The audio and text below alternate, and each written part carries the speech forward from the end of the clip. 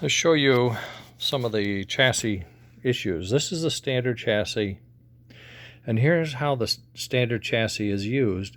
It has a gear that's put into this boss here, and that gear engages with the motor armature. Has a worm gear on the end of it, and when it is engaged, it rotates.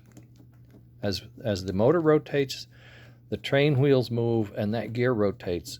Here, it's pushing this rod inside this cylinder. On the end of this rod is a piston. And when you push it in, it's actually going to push air out into this smoke chamber, and then smoke is going to come out. At the same time, there's a little whistle inside there, and it creates a whistle sound. So it creates what we call a puff and a chuff.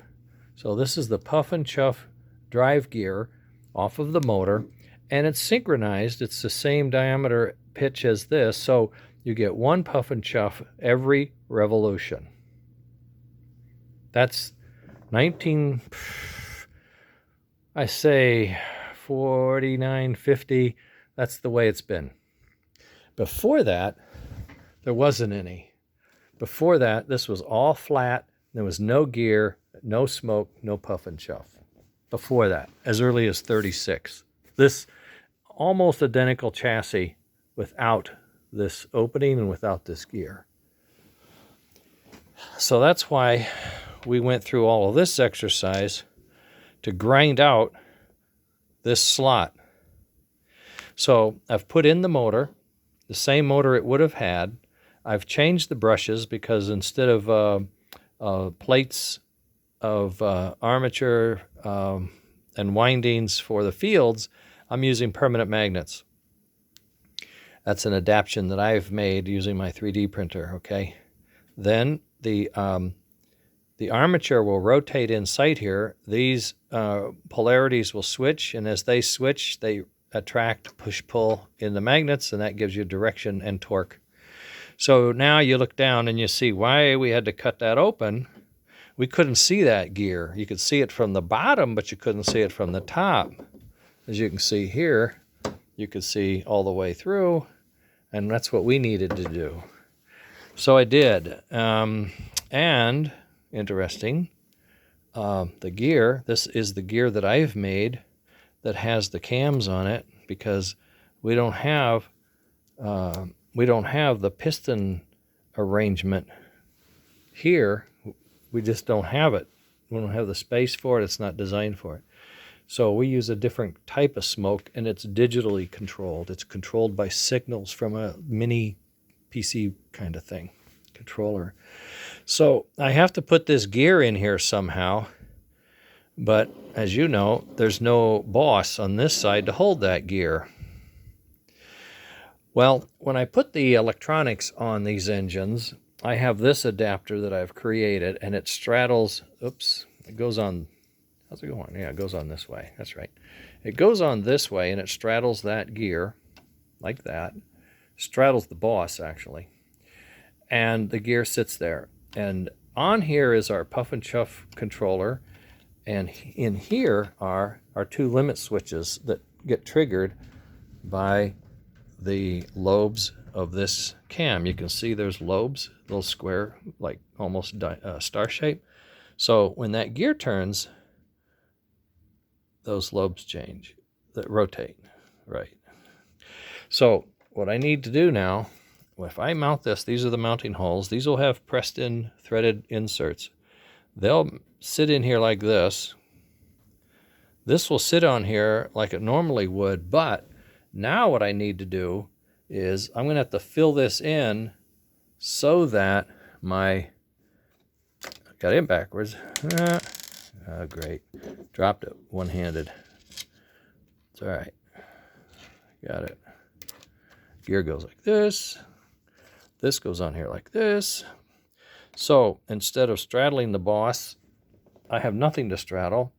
So what I'm going to have to do is I'm going to have to fill that in and put in a threaded insert in the plastic so that I can thread this screw into something that is on this frame and then suspends that gear in the location I need it so that it will engage in the rotating armature worm gear, and it will rotate when the wheels rotate 1 rev per.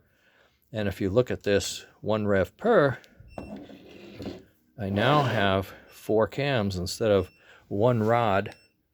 I have 4 cams, and what they're going to do is they're going to fire every quarter rotation, which is how real steam engines make power. That's how they do the puffing and the chuffing. The chuffing is the exhaust sound, and it's a 4-stroke steam engine, so it has 4 strokes per rev. 1 rev. So that's the plan. Now, what I have to do is modify this part to have that holder, but I also have to maintain the mount for the body. The body fits in this slot here, so I can't mess with this. I have to bring this in from here and around this guy. I'm so sorry.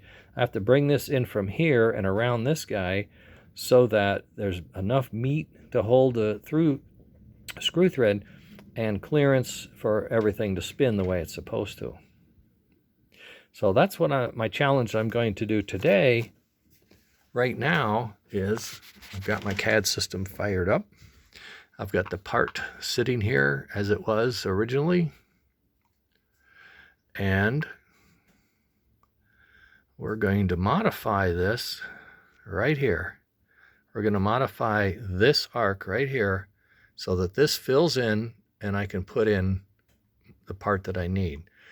But not that one, this one. This is the real one. I don't know what that one is.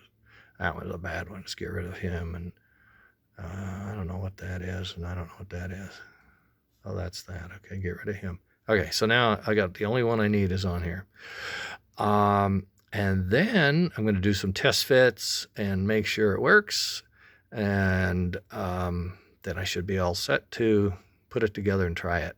Okay, so that's what I have to do today is modify this part, put it together and test it, and make sure I've got the depth of the gear right, it's engaging properly, and all these parts fit together. And then I can mount my my limit switches. I can put this motor together with brushes, and I can actually run the motor, and I can put a voltmeter or a light on the switches and make sure they're getting triggered properly. And we should be ready then to proceed with putting together the smoke and the puff and chuff on this engine, which never had any of that. That's the idea.